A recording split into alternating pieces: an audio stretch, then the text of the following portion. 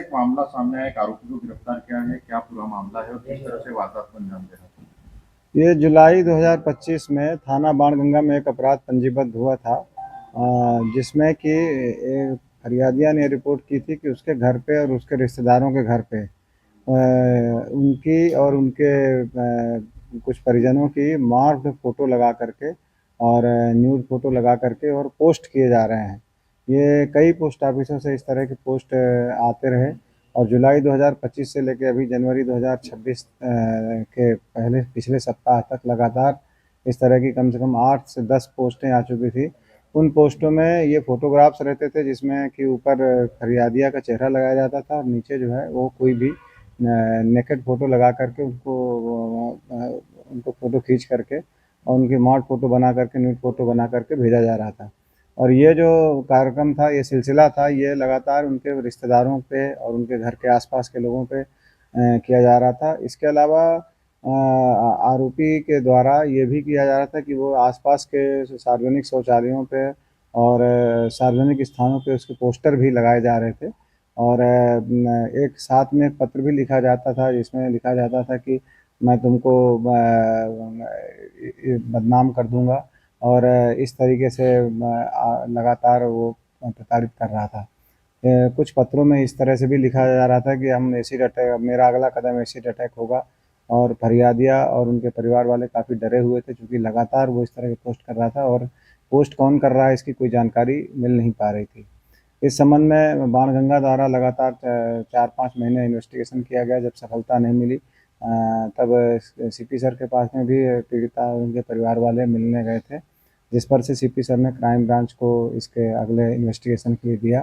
Crime branch ने लगभग 25 दिन पहले ये इन्वेस्टिगेशन अपने हाथ में लिया था, जिसमें हमने राजेश दंडोतिया जी के नेतृत्व में एक टीम बनाई थी जिसमें एसीपी सौम्या अग्रवाल थी और हमारी सोशल मीडिया की प्रभारी रीना भी साथ में थी और उनकी पूरी टीम ने इस पे काम करना शुरू किया। हम लोगों ने, चूँकि इसमें सबसे ये चैलेंजिंग इसलिए था क्योंकि इसमें आरोपी द्वारा कोई मोबाइल फ़ोन का इस्तेमाल नहीं किया जा रहा था, किसी भी तरीके की कोई क्लू नहीं छोड़ा जा रहा था और पोस्ट ऑफिसों में भी वो जहाँ-जहाँ भी वो जाता था उन सब के हम लोग वहाँ पे जा कर के आस-पास जब पता किया तो पता चला कि उसका मुँह बंद है और कहीं हेलमेट लगा कर के और कहीं वो अपना जो है मास्क लगा कर के वो इस तरह के फ़ोटो और ये सब चीज़ें पोस्ट कर रहा था, इसलिए इसकी जानकारी निकालना काफ़ी कठिन था। पर हमारी 8-10 की टीम लगातार इसमें लगी रही, कमिश्नर साहब द्वारा भी लगातार इसमें निर्देशन किया गया कि इसको हर तरीके से किसी भी तरीके से निकालना है। इस पर से जब हमारी टीम लगी थी तो लगातार सर्वेलेंस के दौरान 2 दिन पहले ये ऑब्जर्वेशन आया कि एक लड़का है जो इसी तरह से लंगड़ा कर चल रहा है और घर के आस-पास संदेहास्पद रूप से घूम रहा है। तो हमारी टीम ने उसको तत्काल ही जाकर के उठाया और जब उठा कर के लाए तो उसके कब्जे से उसी तरह का एक मास्क और वो जो पहनी हुई चप्पल थी जो जगह-जगह पर सीसीटीवी में भी कैद हुई थी, तो उसी तरह का मिला। तो शंका होने पर इसके घर की जब तलाशी ली गई तो घर में लैपटॉप और उस तरह के पहने हुए कपड़े और उसी तरह के फ़ोटोग्राफ्स के कुछ खाली फ़ोटोग्राफ और कुछ उसमें मॉड फ़ोटोग्राफ्स और कुछ लिखे हुए जो लिखावट जो वो लगातार घर पे भेज रहा था, वो सारी चीज़ें बरामद हुई जिससे बाद में आरोपी को जब ये सब चीज़ें अवगत कराई गई तो आरोपी ने भी इस घटना को स्वीकार किया और फिर उसने जो कहानी बताई वो कहानी के अनुसार ये है कि वो एक मैट्रिमोनियल ऐप के थ्रू उसने वहाँ उस परिवार में एक लड़की थी जिससे वो शादी करना चाह रहा था, उससे वो कनेक्ट भी हुआ। लेकिन बाद में शादी हो नहीं पाई चूँकि उसकी कुंडली मिल नहीं पाई और ऐसा उनके लड़की के परिवार वालों का कहना था और जब ये शादी टूट गई तो उसको ये लगा कि उसके परिवार वालों ने ही ये शादी जानबूझ के तोड़ी है। तो इसी खुन्नस में उसने लगातार उनके परिवार के कुछ लोगों को बदनाम करने के लिए इस तरह के वो मॉड फ़ोटो डाल रहा था और जो पकड़ा गया आरोपी है उसका नाम आयुष अग्निहोत्री है, जो ये कहाँ रहता था? ये वैशाली नगर इंदौर में रहता था और उससे जब पूछताछ की गई तो उसने बताया कि वो सिविल इंजीनियर है और वो लगभग 34 साल का युवक है और उसकी चूँकि जब शादी टूटने से वो काफ़ी गुस्से में था और उसने लगातार 1-2 बार प्रयास भी किया कि ये